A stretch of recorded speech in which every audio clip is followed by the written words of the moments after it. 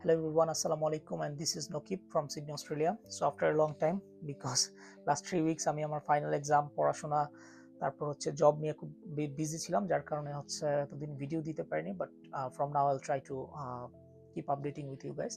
So আজকে একটা খুব কুইক ভিডিও নিয়ে আপনাদের সামনে হাজির হয়েছি।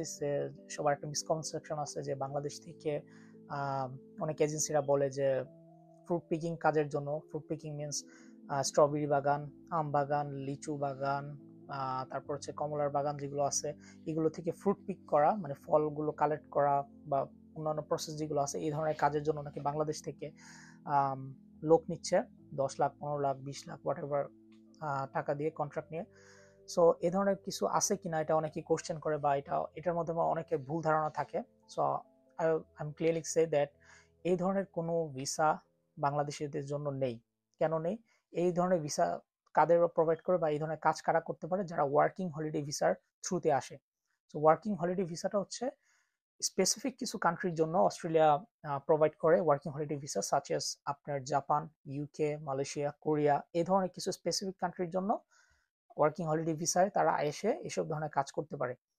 এই ওয়ার্কিং হলিডে ভিসা বাংলাদেশের জন্য এলিজিবলই না। সো এখন আসি যে এই এই কাজগুলো কারা করতে পারে। সেটা হচ্ছে 403 এবং 408, দুইটা সাব ক্লাস আছে।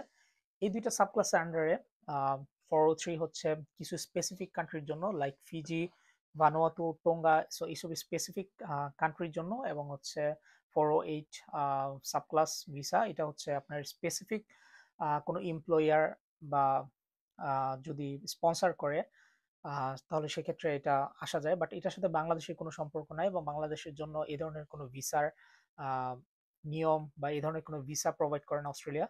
সো প্লিজ আপনারা কোনো স্টেপে যাওয়ার আগে আপনার যারা এখানে থাকে, অস্ট্রেলিয়াতে অনেক দিন ধরে অনেক সিনিয়ররা থাকে, বা আপনারা একটু গ্রুপে রিসার্চ করবেন, বা অস্ট্রেলিয়া বিভিন্ন গ্রুপ আছে আপনার ফেসবুক পেজে, ফেসবুক গ্রুপ অনেক কিছু আছে। সো আপনার এখানে রিসার্চ করে সবার থেকে পরামর্শ নিয়ে আপনার এই ধরনের স্টেপে আগাবেন। But to be very honest এবং ক্লিয়ারলি সে এ ধরনের কোনো ভিসা অস্ট্রেলিয়া বাংলাদেশের জন্য প্রোভাইড করে না, যে এই বাগানে এসে মানে আপনার এই ভিসা এসে এই বাগানে ও বাগানে কাজ করবেন, এই ধরনের ওয়ার্কিং ভিসা বলে ওরা চালায় দিচ্ছে। সো এই ধরনের কোনো ভিসা নাই। সো বাট হ্যাঁ, আপনি যদি কোনো একটা visa like student visa, spouse visa, citizen, PR, what ever, এই ধরনের ভিসা নিয়ে যদি আসতে পারেন, তো আপনারা অবশ্যই ফুড পিকিং কেন যে কোনো ধরনের কাজই করতে পারবেন, বাট স্পেসিফিক আপনার ওয়ার্কিং ভিসা বলে যেসব আছে এগুলো নেই। আপনারা যদি চান তাহলে স্কিল মাইগ্রেশন আছে, এই ভিসায় আসতে পারেন। স্কিল মাইগ্রেশন হচ্ছে লং প্রসেস, এটা নিয়ে আমরা পরে একটা আলোচনা করব।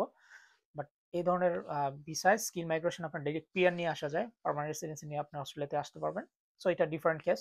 বাট ওয়ার্কিং ভিসা এই ধরনের থেকে স্ক্যাম থেকে আপনারা সাবধান থাকবেন। এই ধরনের ভিসা নাই, যেটা আছে এটা ওয়ার্কিং হলিডে ভিসা, যেটা বাংলাদেশের জন্য এলিজিবলই না। বাংলাদেশের জন্য এটা অস্ট্রেলিয়া এলিজিবল আগেও ছিল না, এখনো নাই, ইন ফিউচারে থাকবে কিনা এটা বলতে পারতেছি না। বাট এ ধরনের কোনো ভিসা নেই। অ্যান্ড 403ও বাংলাদেশের জন্য ক্যাটাগরাইজ না, ক্যাটাগরিতে পড়ে না, 408ও না। সো আপনারা যে কোনো যেসব লেজিট ভিসাগুলো আছে, ফর এক্সাম্পল স্টুডেন্ট ভিসা এখন খুব বেশি দিতেছে।